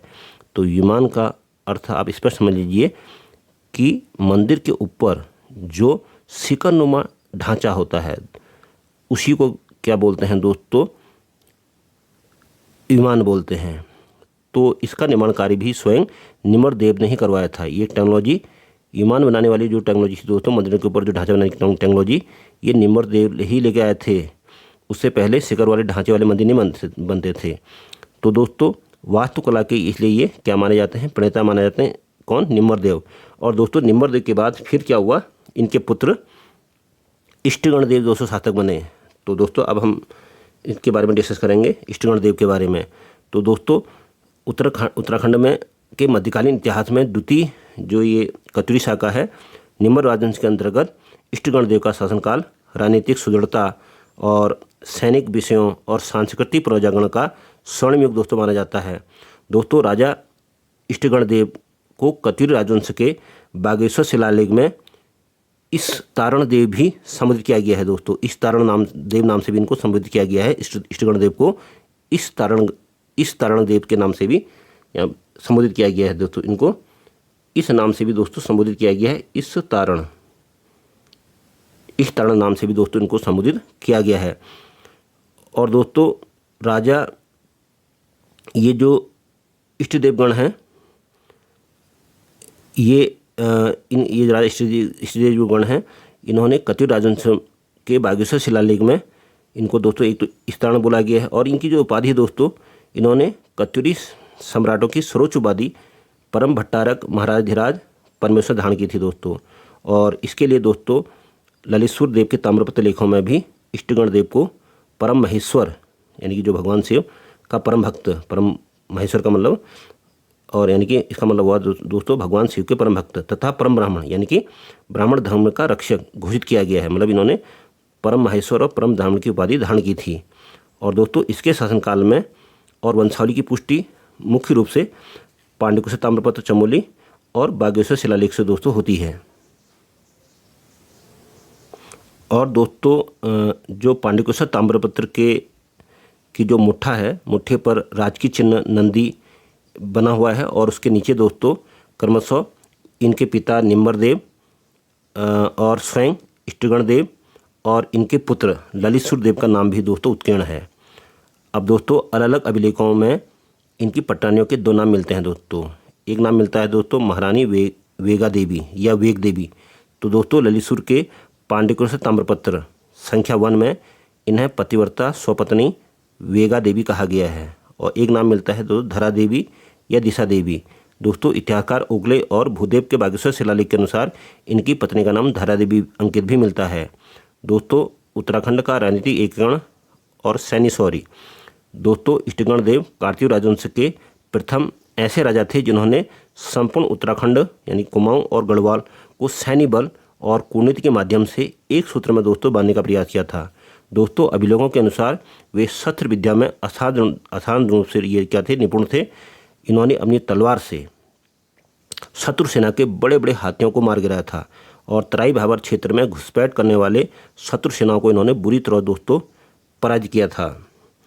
तो दोस्तों इसलिए इनके अतुलनीय शौर्य के कारण और काफ़ी आंतरिक शांति की स्थापना और लोकहित कार्यों के कारण इनके शासनकाल को उत्तराखंड के इतिहास में स्वर्ण काल की संज्ञा दोस्तों दी जाती है। दोस्तों हम बात कर रहे हैं किसकी, इष्टगण देव की दोस्तों बात कर रहे हैं। और दोस्तों कुछ जो स्रोत हैं उसमें इष्टगण देव की मृत्यु के बाद ये कहा गया है कि इष्टगण की मृत्यु के बाद कत्यूरों का सूर्यास्त हो गया। और अब दोस्तों इनकी हम धार्मिक नीति और जागेश्वर मंदिर के निर्माण के बारे में आपको बताएंगे। दोस्तों अपने पिता निम्बरदेव, जो इष्टगण देव के पिता कौन थे दोस्तों, निम्बरदेव थे। तो निम्बरदेव की भांति ही इष्टगण देव भी एक कट्टर शैव मतावलंबी थे। और दोस्तों कत्यूरी काल के धार्मिक पुनरुत्थान में इनका योगदान बहुत ज़्यादा था। और दोस्तों कुमाऊं के अति पवित्र क्षेत्र जागेश्वर धाम अल्मोड़ा में पाषाण काल के सबसे बेहतरीन मंदिरों का निर्माण कराने का जो श्रेय जाता है दोस्तों वो इष्टगण देव को जाता है। दोस्तों इन्होंने जागेश्वर में जो है लकुलिश मंदिर जो शैव पाशुपत संप्रदाय का मुख्य केंद्र है, और नटराज मंदिर, नवदुर्गा मंदिर, महिष मर्दिनी मंदिर, ये जो मंदिर हैं दोस्तों महान सांस्कृतिक मील के पत्थर साबित हुए दोस्तों। और दोस्तों इन्हीं के समय में आदि गुरु शंकराचार्य का भी संभवतः आगमन माना जाता है दोस्तों। ठीक है, संभवतः इनका आगमन माना जाता है। दोस्तों जो शंकराचार्य थे ये भारत के महान दार्शनिक और अद्वैतवाद के प्रतिपादक आदि गुरु शंकराचार्य का जो उत्तराखंड आगमन हुआ था वो कत्यूरी राजा इष्टगण देव के शासनकाल में ही दोस्तों संभवतः माना जाता है दोस्तों। और दोस्तों कत्यूरी शासकों को शरण में मतलब कत्यूरी शासकों ने ही दोस्तों शंकराचार्य को शरण दिया था। और शंकराचार्य ने बौद्ध धर्म के तत्कालीन प्रभाव को कम किया था, क्योंकि जब इस समय शंकराचार्य जी का जो आगमन हुआ था पूरा उत्तराखंड जो था वो बौद्ध प्रभाव में बहुत ज़्यादा था। इसीलिए शंकराचार्य ने बौद्ध धर्म के प्रभाव को कम करने में अपना बहुत ज़्यादा योगदान दिया और वैदिक सनातन धर्म को दोस्तों शंकराचार्य ने पुनः स्थापित किया था दोस्तों। उसके बाद हम बात करेंगे दोस्तों इस दौरान जब शंकराचार्य यहाँ पर आए तो शंकराचार्य ने बद्रीनाथ और केदारनाथ मंदिरों का जीर्णोद्धार कराया। और दोस्तों देवप्रिया के रघुनाथ मंदिर जो टिहरी में है दोस्तों में पुनः बनवाया। और जोशीमठ में ज्योतिर्मठ या ज्योतिष पीठ जिसको उत्तरी पीठ की इन्होंने नींव डाली थी। और दोस्तों केदारनाथ में इन्होंने महान समाधि मात्र 32 वर्षीय आयु में दोस्तों 820 ईस्वी में आदि गुरु शंकराचार्य ने केदारनाथ धाम में अपने देह का त्याग किया था दोस्तों। परीक्षा के लिए दोस्तों ये बहुत इंपॉर्टेंट फैक्ट है दोस्तों। अब दोस्तों इष्टगण देव के बाद इनके जो उत्तराधिकारी आए दोस्तों वो कौन आए दोस्तों, ललितसुर देव आए दोस्तों। तो सम्राट ललितसुर देव इष्टगण देव के क्या हैं, उत्तराधिकारी हैं। इनके पुत्र हैं और इन्होंने 832 से 854 ईस्वी तक शासन किया था। तो दोस्तों ललितसुर देव द्वितीय कत्यूरी राजा निम्बर राजवंश के संस्थापक और राजा निम्बर देव के पौत्र और महान प्रतापी शासक इनको माना जाता है। और ये इष्टगण देव के पुत्र हैं दोस्तों। और दोस्तों इनका जन्म इष्टगण देवी की पटरानी वेग देवी के गर्भ से हुआ था दोस्तों। ये लगभग दोस्तों 832 ईस्वी में कार्तिकपुर या जोशीमठ के राज शासन पर आसीन हुए। और दोस्तों इन्हें कत्यूरी वंश का सबसे प्रतापी, शूरवीर और शौर्यवान राजा दोस्तों माना जाता है। और दोस्तों ललितसुर देव एक विशाल साम्राज्य के स्वामी थे। और दोस्तों इनकी सीमाएं दोस्तों पश्चिम में सतलज नदी से लेकर पूर्व और दक्षिण पूर्व में रोहिलखंड तक दोस्तों इनकी सीमा फैली हुई थी दोस्तों। ये परीक्षा के लिए दोस्तों बहुत ही महत्वपूर्ण फैक्ट है दोस्तों। और दोस्तों ललितशुर देव एक ऐसे शासक हैं जिनके सर्वाधिक ताम्रपत्र दोस्तों प्राप्त हुए हैं। दोस्तों पूरे कत्यूरी राजवंश के इतिहास में या कार्तिपुर राजवंश के इतिहास में, क्योंकि कत्यूरी शब्द किसने कहा है इनके लिए, कार्तिपुर एटकिंसन ने बोला है, तो पूरे कत्यूरी राजवंश के इतिहास में सर्वाधिक ताम्रपत्र अभिलेख ललितशुर देव से ही दोस्तों प्राप्त हुए हैं। दोस्तों अब हम बात करेंगे पांडुकेश्वर ताम्रपत्र के बारे में। दोस्तों चमोली जिले के पांडुकेश्वर जो योगध्यान बद्री जो मंदिर है से कत्यूरी राजाओं के कुल 4 ताम्र अभिलेख मिले हैं, जिनमें से 2 ताम्रपत्र दोस्तों ललितशुर देव के हैं। और दोस्तों ये दोनों ताम्रपत्र इन्होंने अपने शासनकाल के 21वें और 22वें वर्ष में दोस्तों उत्तीर्ण करवाए थे। और दोस्तों इनको ललितशुर देव को वराहावतार की उपमा भी दी जाती है। दोस्तों पांडुकेश्वर ताम्रपत्र में ललितशुर देव को काली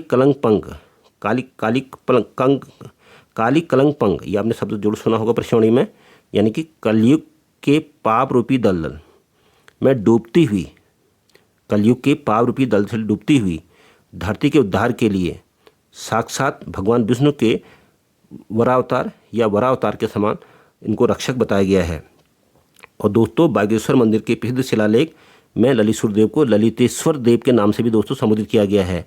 और दोस्तों इनका जो कंडारा जो रुद्रप्रयाग में जिनका अभिलेख मिला है और पांडुकेश्वर में जो इनके ताम्रपत्र मिले उनकी भाषा संस्कृत है और उसकी जो लिपि है दोस्तों वो कुटिला है। और दोस्तों अब बात करेंगे इनकी पटरानियों के बारे में, यानी कि ललितशुर देव की 2 पत्नियाँ थीं, लाया देवी या लया देवी कहीं पर लिखा हुआ मिलेगा आपको, या सामा देवी या साम देवी। दोस्तों ललितशुर देव स्वयं अपने पूर्वजों की भांति शैव मतावलंबी थे, परंतु वे धार्मिक रूप से अत्यंत सहिष्णु शासक भी थे दोस्तों। और दोस्तों इनकी रानी सामा देवी या साम देवी द्वारा कुमाऊं की कत्यूर घाटी में स्थित जो बैजनाथ है दोस्तों या बैजनाथ में भगवान नारायण यानी कि विष्णु का भव्य मंदिर का निर्माण, इन्होंने नारायण मंदिर का निर्माण दोस्तों बैजनाथ में कराया था, इनकी पत्नी ने कराया था, सामा देवी ने कराया था। और दोस्तों ललितशुर देव के बाद इनकी रानी लया देवी से उत्पन्न पुत्र भूदेव लगभग 875 ईस्वी में दोस्तों गद्दी पर बैठे थे। अब अगले जो उत्तराधिकारी होंगे इनके पुत्र दोस्तों भूदेव होंगे दोस्तों भूदेव ने भी अपने पूर्ववर्ती राजाओं के समान परम भट्टारक महाराजा धीराज, इन्होंने जो दोस्तों महाराजा परमेश्वर की दोस्तों उपाधि धारण की थी। दोस्तों परम ब्राह्मण भक्त, दोस्तों हिंदू सनातन और वैदिक मर्यादाओं के प्रबल ये समर्थक थे, जिसके कारण इन्हें परम ब्राह्मण भक्त कहा जाता है दोस्तों। और दोस्तों इनकी एक उपाधि है बुद्ध श्रमण शत्रु या परम बुद्ध श्रमण रिपु। यह इनकी सबसे प्रसिद्ध और अद्वितीय उपाधि है और जिसका शाब्दिक अर्थ होता है दोस्तों बौद्ध भिक्षुओं का घोर शत्रु। मतलब कहने का मतलब है दोस्तों इन्होंने बौद्ध धर्म को समर्थन नहीं दिया, इन्होंने ब्राह्मण धर्म को दोस्तों समर्थन दिया। उसके बाद दोस्तों हम बात करेंगे कि बागेश्वर शिलालेख के अनुसार भूदेव सहित उनके पूर्ववर्ती जो राज्य थे एक गरिमामयी उपाधि ये लोग धारण करते थे और समय की मार और शोषण के भाव के कारण यह ऐतिहासिक रूप से अमूल्य शिलालेख जो बागेश्वर में है, अब ये क्या हो गया दोस्तों नष्ट हो चुका है, जिसमें बागेश्वर शिलालेख में जो था भूदेव सहित उनके पूर्ववर्ती राज्यों के नाम दोस्तों लिखे गए थे। मतलब बसंतदेव से लेके भूदेव तक यहाँ की वंशावली दोस्तों हमें बागेश्वर अभिलेख मिलती है। मतलब बसंतदेव से लेके भूदेव तक की वंशावली हमें बागेश्वर शिलालेख में मिलती है, लेकिन संरक्षण के अभाव के कारण यह ऐतिहासिक रूप से यह अमूल्य शिलालेख वर्तमान में क्या हो गया दोस्तों अब नष्ट प्राय हो चुका है। और दोस्तों गोमती नदी के तट पर स्थित जो प्रसिद्ध बैजनाथ या इसको बैद्यनाथ मंदिर समूह के मुख्य मंदिर के निर्माण और विकास के कार्य में भूदेव का योगदान सर्वोपरि माना जाता है दोस्तों जो बैजनाथ का मंदिर है वो निर्माण कार्य दोस्तों किसने कराया था, भूदेव ने कराया था दोस्तों। और इसी कालक्रम के दौरान जो ललितशुर हैं इनके जो पापा हैं उनके दूसरे पुत्र मतलब भूदेव के भाई, उनका नाम था दोस्तों सुजान देव। उन्होंने पिथौरागढ़ जनपद में ऐतिहासिक गंगोलीहाट नामक जो है एक सुंदर नगर की दोस्तों स्थापना की थी दोस्तों। और दोस्तों भूदेव का जो बागेश्वर शिलालेख है वो त्रिभुवन लेक के अधोभाग में स्थित है। मतलब ऊपर जो बागेश्वर शिलालेख है दोस्तों उसके ऊपरी भाग में जो है यहाँ पर देखिए तो ऊपरी भाग में जो है त्रिभुवन राज ने लिखा हुआ है, अभिलेख लिखा है, और निचले वाले भाग में दोस्तों ये अभिलेख भूदेव द्वारा उत्कीर्ण है दोस्तों। और दोस्तों साथियों और दोस्तों इतिहास गवाह है कि सत्ता का भी स्थान नहीं रहती।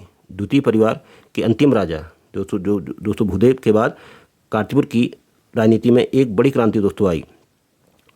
और दोस्तों डॉक्टर यशवंत सिंह कटोच और डॉक्टर अजय पाल के अनुसार जो अभिलेखी शासन से प्रमाणित होता है कि निम्बर घराने के बाद दोस्तों निम्बर घराने ने ही निम्बर घराने को किसने उखाड़ फेंका था। ये जो निम्बर घराना था ये द्वितीय परिवार था, इसको उखाड़ फेंका था दोस्तों सरोवरादित्य के घराने ने उखाड़ फेंका था दोस्तों। एक नया परिवार यहाँ पर आया जिसको हम तृतीय परिवार कहते हैं। इन्होंने इनको बेदखल कर दिया।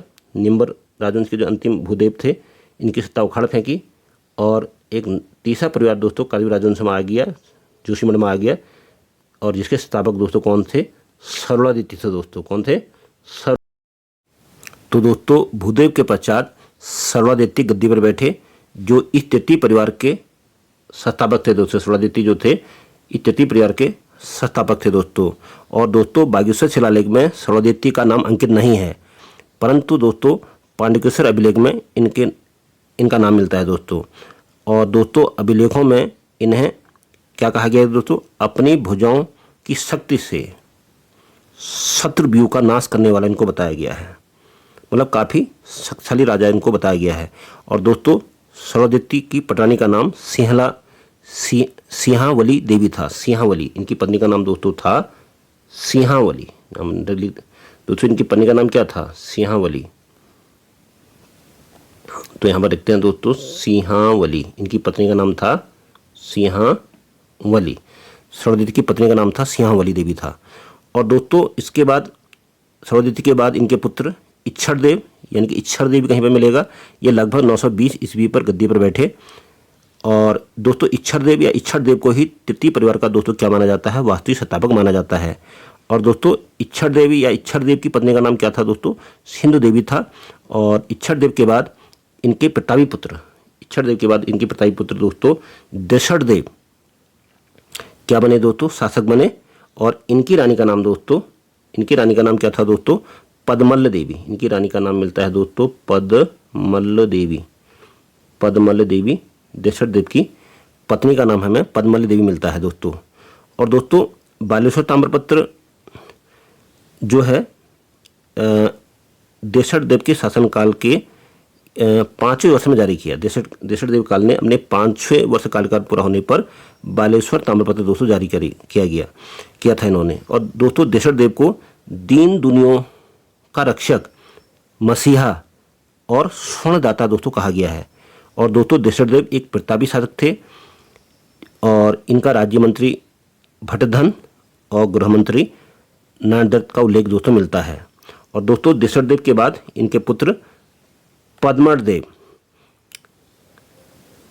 का नाम आता है दोस्तों। और दशरथदेव के पुत्र पद्मदेव से संबंधित एक ताम्रपत्र पांडुकेश्वर में दोस्तों मिला जो इन्होंने अपने शासनकाल के 25वें वर्ष में दोस्तों जारी किया। मतलब पद्मदेव ने अपने शासन के 25वें वर्ष में एक ताम्रपत्र जारी किया जिसमें बद्रिकाश्रम या बद्रीनाथ भगवान को जागीर प्रदान की गई थी। और दोस्तों पद्मदेव को कार्तिकपुरी वंश का दधीची और चंद्रगुप्त भी बताया गया है। अब दोस्तों इनको दधीची की उपमा पद्मदेव को क्यों दी गई? दोस्तों दधीची की उपमा इनको जो दी गई अपनी प्रजा के कल्याण के लिए इन्होंने अपना सब कुछ न्यौछावर कर दिया था। और राज्य की सबसे मूल्यवान संपत्ति बद्रिकाश्रम की जागीर भी इन्होंने दोस्तों हंसते हंसते दोस्तों दान कर दी थी। और इसी दानशीलता की वजह से या लोक परोपकारी गुणों की वजह से इनको क्या कहा जाता है? दधीची कहा जाता है। क्या कहा जाता है दोस्तों? दधीची। उसके बाद दोस्तों इनकी एक उपाधि और मिलती है। इनकी तुलना चंद्रगुप्त से भी की जाती है। पद्मदेव की तुलना दोस्तों चंद्रगुप्त से भी की जाती है। इनकी राजनीतिक कूटनीति, सीमाओं की सुरक्षा और सुदृढ़ गुप्तचर प्रणाली, इन्होंने एक गुप्तचर प्रणाली दुस्साधित साधनिक का पद क्रिएट किया था के कारण इन्हें कत्यूरों का क्या कहा जाता है दोस्तों? चंद्रगुप्त भी कहा जाता है। और दोस्तों इन्होंने भी हिमालय की जो सार्वभौमिक सम्राट की जो पदवी थी गिरिराज चक्र चूड़ामणि और परम भट्टारक महाराजाधिराज परमेश्वर की उपाधि भी धारण की थी पद्मदेव ने दोस्तों। और इनकी पत्नी का नाम दोस्तों पद्मदेव की पत्नी का नाम क्या मिलता है दोस्तों? हमको मिलता है ईसाह देवी या ईसा देवी। आपको ये नाम मिलेगा तो ईसाह देवी। इनकी पत्नी का नाम हमें मिलता है दोस्तों ईसाह देवी या ईसा देवी मिलता है। अब दोस्तों एक बार रिवाइज कर लेते हैं कि पद्मर डेट से संबंधित जो प्रमाणिक तथ्य हैं। एक तो दोस्तों तृतीय परिवार है, ये इसकी चौथी पीढ़ी के शासक हैं पद्मदेव, आप जान रहे हैं, और अंतिम शासक हैं। तृतीय परिवार स्वद्वितीय परिवार के अंतिम शासक कौन है दोस्तों? पद्मदेव हैं। और दोस्तों इनका जो उल्लेख है अभिलेखीय साक्षी क्या है? पांडुलिपि से ताम्रपत्र मिला है जो इन्होंने अपने शासनकाल के 25 वर्षों में जारी किया था। और इन्होंने जो अद्वितीय ज्ञान किया था, संपूर्ण बद्रिकाश्रम इन्होंने बद्रीनाथ को जागीर के रूप में दान दे दिया था। और दोस्तों कत्यूरियों का दधीची और चंद्रगुप्त दरबार से इनकी तुलना की जाती है। ठीक है दोस्तों। और उसके बाद दोस्तों पद्मदेव की मृत्यु के बाद इनके पुत्र सुमिक्षराज देव चौथे शासक, अंतिम शासक हैं दोस्तों, जिन्होंने शासन किया था तीसरी पीढ़ी के, मतलब ये अंतिम शासक हैं। तृतीय परिवार के अंतिम शासक सुमिक्षराज देव हैं दोस्तों। सुमिक्षराज देव कादिर राजवंश के तृतीय परिवार के दोस्तों क्या हैं? अंतिम शासक हैं दोस्तों। और दोस्तों ये इस राजवंश के प्रतापी और परमदानी राजा इनको दोस्तों बताया जाता है। किनको बताया जाता है दोस्तों? किनको प्रतापी राजा बताया जाता है? सुमिक्षराज देव को दोस्तों बताया जाता है। तो दोस्तों कत्यूरी सम्राट सुमिक्षराज देव का जो समय था वो 1045 ईस्वी से 1060 ईस्वी तक होने का दोस्तों अनुमान लगाया जाता है। और इन्होंने भी दोस्तों परम भट्टारक महाराज धीराज परमेश्वर की सर्वोच्च उपाधि इन्होंने धारण की थी। और दोस्तों सुमिक्षराज देव ने स्वयं को परम वैष्णव की उपाधि से भी दोस्तों विभूषित किया था, जो इनकी भगवान विष्णु पर गहरी आस्था को दोस्तों दिखाता है।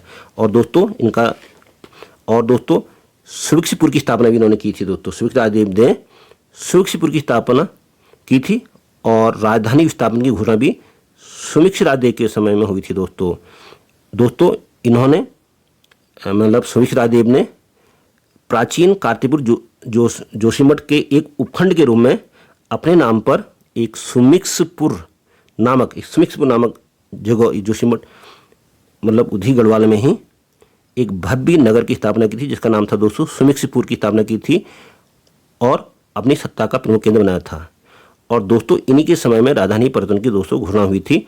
कत्यूरी साम्राज्य की राजधानी या कार्तिक राजवंश की राजधानी की घोषणा अल्मोड़ा की गोमती घाटी बैजनाथ या बैद्यनाथ स्थान करने की अधिकारिक घोषणा सुमिक्षराज देव ने ही दोस्तों की थी। हालांकि दोस्तों सुमिक्षराज देव ने इस संकल्प को धरातल उतारने और बैजनाथ का वास्तविक राजधानी बनाकर वहां शासन करने वाले प्रथम कत्यूरी शासक संभवतः नरसिंह देव थे। मतलब जो घोषणा की थी दोस्तों वो सुमिक्षराज देव ने की थी। और जो लोक कथाओं में जो जिक्र मिलता है, भले ही दोस्तों यहाँ पर इतिहासकारों को बहुत ज़्यादा मतभेद है कि कहा जाता है कि सुमिक्षराज के किसी वंशज ने ही राजधानी जो है कार्तिक रोज से बैजनाथ स्थान करी थी। और कई जगह जागर और लोक कथाओं में कहीं पर अशांति देव का नाम आता है और कहीं पर जो गुरुपादक ग्रंथ है उसमें अशांति देव का नाम आता है और जो लोक कथाएँ हैं और लोक जागर हैं उसमें नरसिंह देव का नाम आता है कि इन्होंने ही जो है बैजनाथ पर शासन करने वाले प्रथम कत्यूरी शासक संभवतः नरसिंह देव को बनाया जाता है। भले ही इसमें बहुत ज़्यादा विवाद भी है दोस्तों। और दोस्तों भले ही नरसिंह देव राजधानी लेके बैजनाथ कत्यूरी घाटी पहुंच गए थे, फिर भी दोस्तों एक चतुर परिवार का उदय होता है कार्तिकपुर में। सुमिक्षराज देव के बाद भी ये माना जाता है कि कार्तिकपुर में कुछ नरेशों शासन किया, मतलब एकदम पूरा कार्तिकपुर छोड़ के नहीं गए। कुछ लोग जो है बैजनाथ घाटी मतलब कत्यूरी घाटी आ गए और कुछ दोस्तों कत्यूरी शाखा एक शाखा वहीं रही और जिसका उल्लेख दोस्तों हमें विजयनाथ अभिलेख में मिलता है, विजयनाथ शिलालेख में मिलता है। और दोस्तों यह चतुर परिवार था और इसमें नाम मिलते हैं दोस्तों लखनपाल देव, इंद्रपाल देव और त्रिभुवन पाल देव का नाम मिलता है, जिन्होंने कार्तिकपुर में ही शासन किया था दोस्तों। और उनकी एक शाखा जो है कहाँ गई थी दोस्तों? एक शाखा आपकी कार्तिकपुर में रही और दूसरी शाखा कहाँ आ गई थी? बैजनाथ में ही दोस्तों आ गई थी। अब दोस्तों राजधानी परिवर्तन का कारण हम समझते हैं कि कत्यूरी राजवंश की राजधानी को जोशीमठ कार्तिकपुर से कत्यूरी स्थानांतरित करने के पीछे इतिहासकारों की बहुत सारी जो थ्योरीज हैं। अब उस थ्योरी को हम दोस्तों विस्तार से यहाँ पर अध्ययन करेंगे कि राजधानी एक्चुअल में कार्तिकपुर से बैजनाथ लाने के पीछे क्या राजनीतिक कारण थे, क्या भौगोलिक कारण थे, उस पर दोस्तों अब हम प्रकाश डालेंगे। अब दोस्तों कार्तिकपुर या कत्यूरी राजवंश की राजधानी जोशीमठ कार्तिकपुर से कत्यूरी घाटी बैजनाथ को स्थानांतरित करने के पीछे दोस्तों इतिहासकारों ने मुख्य रूप से वैज्ञानिक, सामरिक और पौराणिक कारण दोस्तों बताए हैं। तो सबसे पहले हम जानेंगे दोस्तों डॉक्टर शिव प्रसाद डबराल जो उत्तराखंड के महान इतिहासकार हैं, इनका मानना क्या है दोस्तों? कि राजधानी क्यों यहाँ से दोस्तों बदली। तो इसके पीछे हम दोस्तों कारण जानेंगे। सबसे बड़ा कारण दोस्तों डबराल जी ने बताया है कि जोशीमठ में अत्यधिक हिमपात बर्फबारी की वजह से लगातार भूस्खलन के कारण भारी मात्रा में दोस्तों जनधन हानि हो रही थी, और इसी प्राकृतिक आपदा से सुरक्षा पाने के लिए कत्यूरी शासक सुमिक्ष राजदेव ने बैजनाथ को नई राजधानी बनाने का निश्चय लिया था, और इस निर्णय को उनके पुत्र राजा नरसिंह देव ने राजधानी स्थापित करके पूरा किया। एक थ्योरी दोस्तों ये आती है दोस्तों। उसके बाद दोस्तों अगला जो सामरिक और आर्थिक कारण दोस्तों बताया गया है कि कत्यूरी साम्राज्य का पूर्व की ओर विस्तार करना अनिवार्य था, ताकि तिब्बत भोट के साथ होने वाले व्यापारिक मार्गों और पर्वतीय दर्रों को कत्यूरी सेना अधिक सुदृढ़ता से नियंत्रित कर सके। और जो अगला कारण बताया गया है पंवार का उदय। दोस्तों पश्चिमी क्षेत्रों में पंवार या परमार राजवंश की बढ़ती सैन्य शक्ति कत्यूरी सेनाओं को चुनौती दे रही थी, और जिसके कारण जोशीमठ सामरिक दृष्टि से बहुत ही असुरक्षित हो गया था, जिसकी वजह से दोस्तों राजधानी परिवर्तन करने का जो है दोस्तों डिसीजन दोस्तों लेना पड़ा था यहाँ पर। उसके बाद दोस्तों ये बताया गया है कि कत्यूरियों के सामंतों, जिनके सामंत थे पंवार और कुमाऊं में चंद शासकों के बीच कॉम्पिटिशन चल रहा था। चंद किसी भी परिस्थिति में राजधानी को कुमाऊं की ओर लाना चाहते थे चंपावत से, ठीक है। अंततः वो इसमें सफल भी रहे। और दोस्तों अगला जो सामाजिक और धार्मिक कारण बताया गया है कि शैव और वैष्णव, भले ही धर्म एक ही है, आज हम एक ही चीज़ मानते हैं शैव वैष्णव, लेकिन एक समय में ये इनमें काफ़ी टकराव हुआ करता है। शैव मतलबी और वैष्णव मतलबी में काफ़ी तनाव था। तो दोस्तों तत्कालीन पर्वतीय समाज शैव और वैष्णव मतलबी के बीच बहुत अंतर था। उस समय आंतरिक तनाव बहुत ज़्यादा हो गया था। शैव और वैष्णव के मानने वालों के बीच काफ़ी कटुता बढ़ गई थी, और इसकी वजह से इस तनाव को कम करने के लिए भी जो है राजधानी परिवर्तन एक मुख्य कारण माना जाता है दोस्तों। और दोस्तों एक पौराणिक कारण जो डॉक्टर इतिहासकार लक्ष्मण जोशी कहते हैं, उनकी एक थ्योरी है कि लोक मान्यता के अनुसार उनकी कहानी बताते हैं, वो नरसिंह भगवान का श्राप वाली बात बताते हैं दोस्तों, कि लोक मान्यताओं के अनुसार जब राजा नरसिंह देव शिकार खेलने गए थे, तब उनकी अनुपस्थिति में भगवान विष्णु ने नरसिंह ब्राह्मण का रूप धारण कर राजमहल में प्रवेश किया, और भोजन के बाद राजा के पलंग पर शयन के लिए मतलब सोने के लिए लेट गए। और वापस आने पर जब राजा वापस आए तो अनजान पुरुष समझकर उन पर उन्होंने तलवार से वार कर दिया। और दोस्तों नरसिंह देव ने जब प्रहार किया भगवान विष्णु पर, जिनको नरसिंह ब्राह्मण के रूप में जो भेद धर के वहाँ आए थे, तो जब तलवार से उन पर वार किया तो प्रहार होने के बाद उस ब्राह्मण की बाँह से रक्त के स्थान पर दूध की धारा बहने लग गई।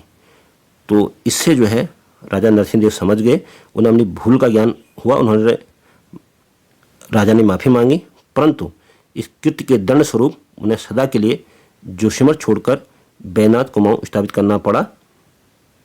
तो ये कारण दोस्तों बताए गए हैं, भौगोलिक, सामरिक और पारंपरिक कारण, और इस संयुक्त प्रभाव के कारण कत्यूरियों ने जोशीमठ का त्याग किया, और बैजनाथ को राजधानी बनाकर शासन करने वाला संभवतः पहला राजा जो है नरसिंह देव को दोस्तों बताया जाता है दोस्तों।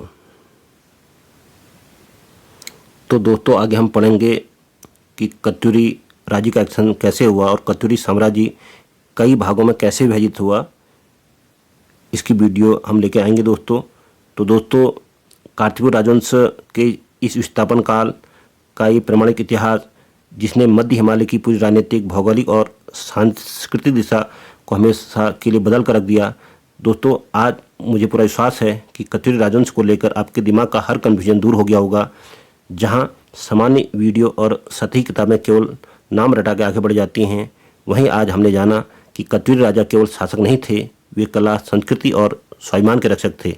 दोस्तों आज हमने समझा कि कैसे बंगाल के पाल शासक धनपाल के नालंदा अभिलेख आक्रमण के बाद प्रथम परिवार के अंतिम राजा त्रिभुवन राज की सत्ता कमजोर हुई, और निम्बरदेव ने एक नए शक्तिशाली शैव घराने की नींव रखी। और दोस्तों आज हमने स्टिगण देव की उस तलवार की चमक को भी महसूस किया, जिसने पूरे उत्तराखंड को पहली बार राजनीतिक रूप से एक सूत्र में पिरोया। और दोस्तों उनके बाद उनके पुत्र ललितसुर देव के उस शौर्य को समझा, जिन्हें चमोली के पाणिखुर ताम्रपत्र में कलयुग के पाप रूपी दलदल से धरती को उबारने वाला साक्षात वरा अवतार घोषित किया गया दोस्तों। और दोस्तों इतना ही नहीं, आज हमने इतिहास के उस मिसिंग लिंग को भी खोज निकाला, जिसके बारे में अधिकांश किताबें चुप रहती हैं दोस्तों। अर्थात कत्यूरियों का वह चौथा परिवार लखनपाल, इंद्रपाल और त्रिभुवनपाल, जिसका साक्ष्य हमें बागेश्वर के ऐतिहासिक वैद्यनाथ शिलालेख में मिलता है। और हाँ दोस्तों, राजधानी परिवर्तन को लेकर जो मतभेद था उससे भी आज हमने अलग अलग कोणों से डिकोड किया। जहाँ बद्रीनाथ पांडे के अनुसार राजधानी को जोशीमठ से बेला लाने वाला पहला राजा नरसिंहदेव था, वहीं गुरुपादिका ग्रंथ के अनुसार इस ऐतिहासिक कार्य का संस्थापक शांतिदेव ने नाथपंथी संत नारसिंह के आध्यात्मिक निर्देशन पर कत्यूर घाटी के रणचूलाकोट में पूरा किया था। तो एक थोड़ी दोस्तों हमने आपको ये भी बताई कि किस तरह से राजधानी परिवर्तन को लेकर मतभेद है। एक तरफ नरसिंह देव का नाम आ रहा है दोस्तों, एक तरफ अशांति देव का नाम आ रहा है। तो दोस्तों द टर्निंग पॉइंट अल्मोड़ा का ये विजन है। आपको केवल परीक्षा की रटाना नहीं है, बल्कि आपके भीतर इतिहास की एक अकादमिक और वैज्ञानिक सोच को डेवलप करना है, जो आपको सीधे, यदि चाहे पीसीएस का इंटरव्यू हो, चाहे आपको सही आंसर पर अनुमान लगाना हो, और आपको एक विजेता के रूप में खड़ा करेगा। तो दोस्तों अगर आपको यह डीप और हाई क्वालिटी से आपकी तैयारी को एक नई और मजबूत दिशा दी है, तो इस वीडियो को तुरंत लाइक करें और अपने सभी साथियों के साथ शेयर करें जो सच में गुणवत्तापूर्ण शिक्षा की तलाश में हैं। हमारे चैनल को अभी सब्सक्राइब करें। तो दोस्तों मैं था आर एस बिष्ट। पढ़ते रहिए, दृढ़ता के साथ आगे बढ़ते रहिए। तब तक के लिए दोस्तों जय हिंद, जय उत्तराखंड।